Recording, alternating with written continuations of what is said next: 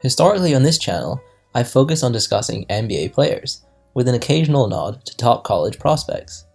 This video is going to be a little different, as I'm going to look at the shooting techniques of some non-professional players, Trey Good and Jay Jones, from one of the top basketball channels on all of YouTube, KickGenius. They also happen to be two of my favorite YouTubers, and I'm sure many of you share that same opinion. If you're just on this channel to see me break down professionals, then this won't be the video for you. But these guys are still elite players, and I think there's a lot to learn from their two styles. If it helps, you can think of this as a Westbrook versus Jahlil Okafor breakdown. As a complete outsider, simply by looking at these guys' techniques, I'd say that Trey has better shooting form, especially for three-point shooting. Who is actually a more consistent shooter, I can't say for sure, because I know that Jay Jones practices significantly more now than Trey does, giving him the edge in terms of reps. If you haven't seen my video about what makes good shooters good and bad shooters bad, you should check that out after this video to see the balance between technique and practice. Returning to KickGenius, the major difference between Trey and Jay Jones that I can see is to do with the differing locations and angles of their shooting arms, particularly at their set points. Starting with Jay Jones' technique, let's take a look at where I think he might have some issues with developing a consistent shot. I paused the video here at his set point, and immediately you should see that his shooting arm is not what I would call vertically aligned. Vertically aligned simply means that the three major arm joints, the shoulder, elbow, and wrist, are located on the same vertical plane as each other. Clearly, Jay Jones' right elbow does not sit on the same vertical plane as his wrist or shoulder, which are more closely positioned. Vertical joint alignment in the shooting arm is actually a point of contention in terms of its effect on shooting consistency, and I think it's worth noting that many of the best shooters we've ever seen do not necessarily display vertical alignment in their shooting arms at the set point. Looking at my favorite shooting technique of all time with Steph Curry, you can see that his shooting arm elbow lies slightly outside his shoulder and wrist at his set point. Remember, with these things, there's always a spectrum. Jay Jones lies further down the spectrum of having a flared elbow than Curry does, and I think Jay Jones lies far enough down the spectrum for this to have a real effect on limiting his ability to consistently shoot the ball from deep. You might be wondering why exactly having a flared elbow would limit your linear consistency, but don't worry, I'm going to explain that to you in detail. What a flared shooting elbow does to your shot is that it forces the center of your shooting hand to be in contact with the ball at a point that is not directly at the bottom of the ball. This is clearly the case with Jay Jones, but also is the case with Curry. Logically, if your hand imparts force on the ball from directly underneath it, your shot is less likely to move offline. This is simple physics, because by having your hand placed off-center during the release, you would increase the chance that you would impart a non-linear, aka sideways, force to the ball. The more consistently linear the force that you apply to the ball is, the greater the chance that your shot will be straight. Returning to Curry, he performs a really interesting movement with his shooting arm between the set point and the release. As you can see from this angle, as Curry raises the ball from his set point to his release, his shooting arm elbow moves further towards the line directly underneath the center of the ball. Because of this, his right hand starts to move closer to the direct center underneath the ball, and at the actual moment of release where his right hand flicks forward and loses contact with the ball, his release fingers are extremely close to the vertical middle line of the ball.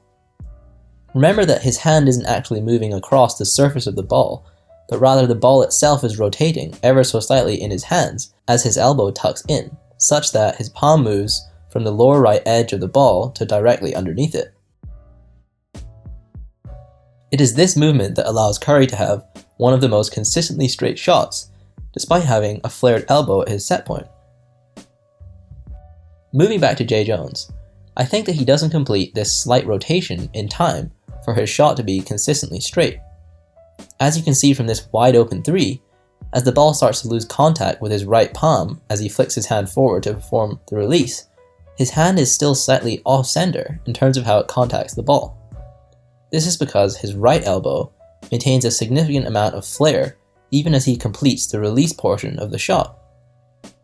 From a physics perspective, this would increase the chance that Jay Jones imparts a non-linear force to the ball as he releases it, therefore making it more likely to miss side to side. Of course, there's still a motion that Jay Jones can complete to hit the three-point shot, as he does here, but my hypothesis is that his elbow flare sets a limit to how consistent he can be. If you completely eliminate nonlinear force from your shot, then you only have to contend with the issue of distance to the hoop. Elbow flare just adds another variable that you have to work to get under control. And why would you make something that is already difficult even harder if you could avoid doing so?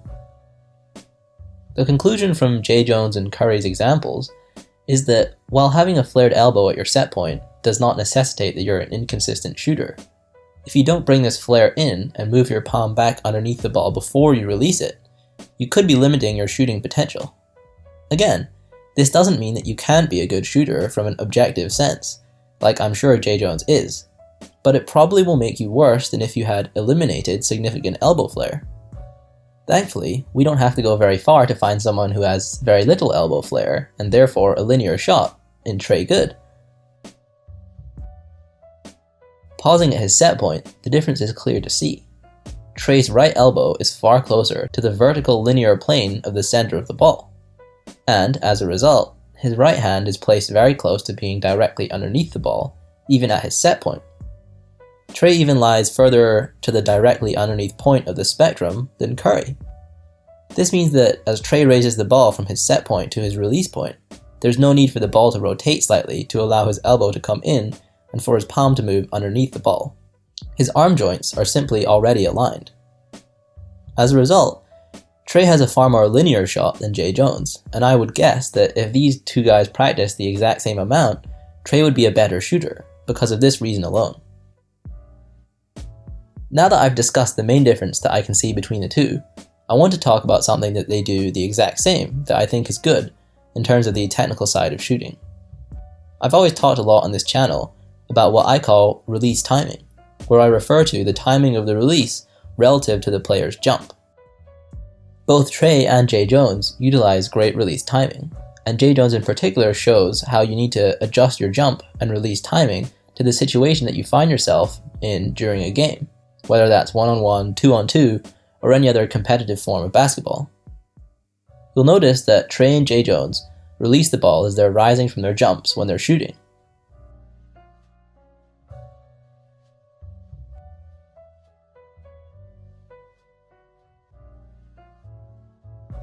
When they're shooting the ball either wide open or relatively wide open, neither Trey nor Jay Jones jump very high off the ground.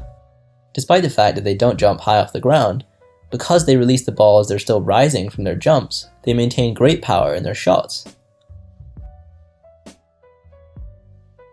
Now, when Jay Jones is being guarded more tightly, say on this step back, where Trey contests the shot heavily, notice how he elevates extremely high off the ground, far higher than he did when he was just shooting a wide open shot.